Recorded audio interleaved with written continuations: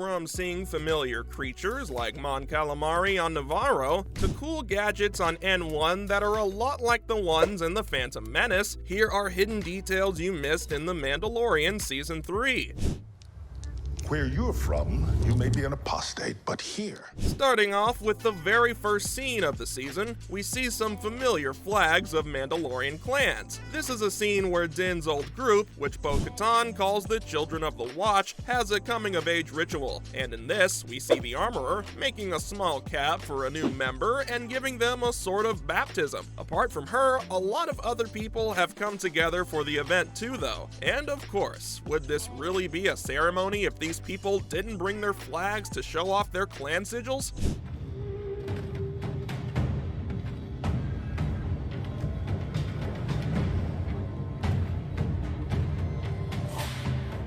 The flags at the event don't say for sure that they reflect different clans or houses, but that seems to be the only answer that makes sense if you ask me. Mandalorian clans have been a big part of their history in the Star Wars world for a long time, and the Clone Wars shows that Death Watch has always respected this old order. On Mandalore, the big groups were called houses like Vizsla, which was led by Paz Vizsla in this scene, or Kryze. On the other hand, clans like Ren were the smaller groups of people who worked for these big names. Anyway, then comes a pretty cool scene that captivated even the folks who haven't been watching Star Wars for long, aka the N1 nostalgia. Since the Book of Boba Fett, it seems like Din Djarin has gotten much better at flying his new starfighter.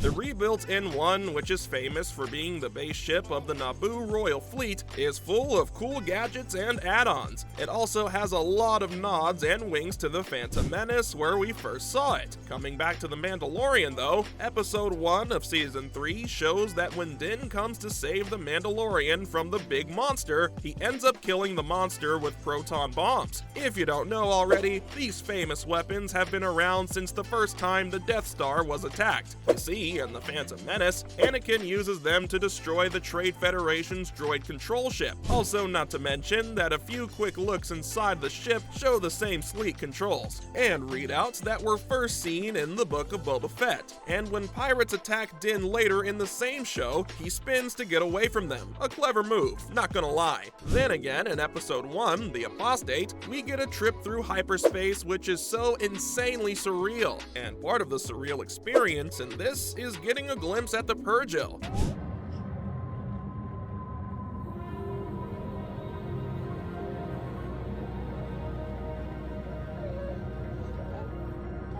From his bubble cabin in the new N1, Grogu has a 360-degree view of hyperspace as he and his dad move through it. Then on their way to Navarro, Grogu sees some looming dark forms just out of focus beyond the ship. If you've seen Star Wars Rebels, you'll immediately know who these strange people are. But for the newbies here, the Purrgil is the name of these huge space whales that can easily move through hyperspace. In Rebels, Hera Syndulla tells stories that suggest that other species created hyperspace travel to try to be like the Purrgil. From the same show, we also know that the creatures can be linked through the Force. That would definitely explain why Grogu may be able to feel them so deeply. The thing is, even though the Purrgil aren't talked about directly in The Apostate, it seems clear that their arrival is setting up later in the season or for the future Ahsoka series. The Purrgil aren't the only entities that are familiar though. Let's not forget the moment many of us started recognizing familiar creatures on Navarro.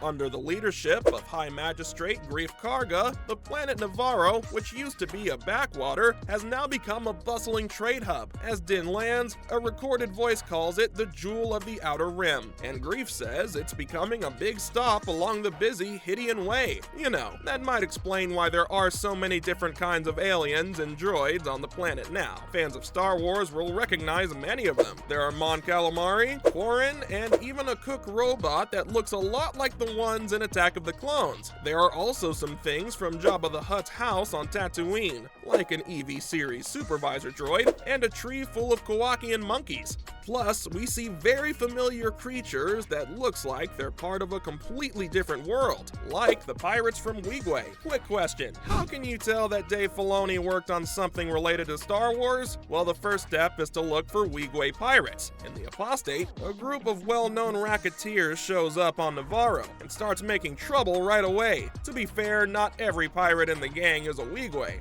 which, to be more precise, is the race with the spiky heads that gave us the mysterious Hondo Ohnaka in the Clone Wars and Rebels. There are also people of other races, including what looks like a new Trandoshan creation for live action. Then Din Djarin and Greef Karga quickly get rid of the criminals, but that's not the end of the story. Dorian Shan, the self-proclaimed pirate king, who later fights the Mandalorian in space, is also there and ends up getting into a fight with Din. It's the Mandalorian!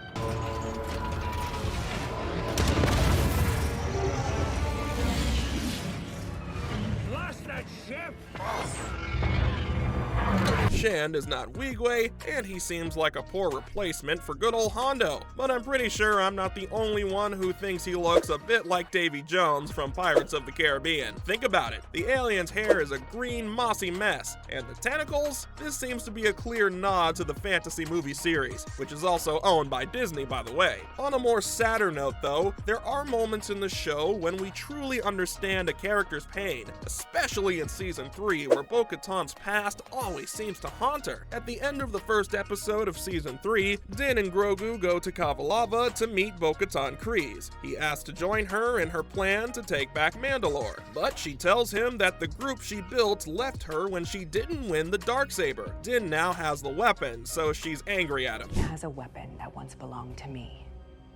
It is an ancient weapon that can cut through anything. Almost anything.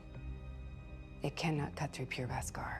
But she seems to be even angrier at the superstitious ways of her people. I mean, there's a point where she says, "Wave that thing around and they'll do anything you say," with a lot of disgust. It's hard not to think of this line as about Mandalore's sad past. You see, during the Clone Wars, Bo-Katan's sister, Duchess Satine Kryze, was killed by the Darksaber when it was used by Darth Maul. After that, some Mandalorians stuck with Maul because he had won the blade in battle, which gave him the power to rule the planet from the shadows. Then, in Season 7 of the Clone Wars, Bo-Katan helped Ahsoka Tano and her Republic forces get rid of the bad guy. But sadly, that didn't end their problems or those of the world. There's even a point when Bo-Katan tells Din that his cult gave up on Mandalore long before the Purge. This might sound like a cruel comment, but if you've seen the Clone Wars and Rebels, you know how bad it is for Bo-Katan. She watches as rebels, terrorists, separatists, clones, and Imperial troops tore her world apart and then burned it to the ground. Anyway, that's all for the hidden details you missed in The Mandalorian Season 3.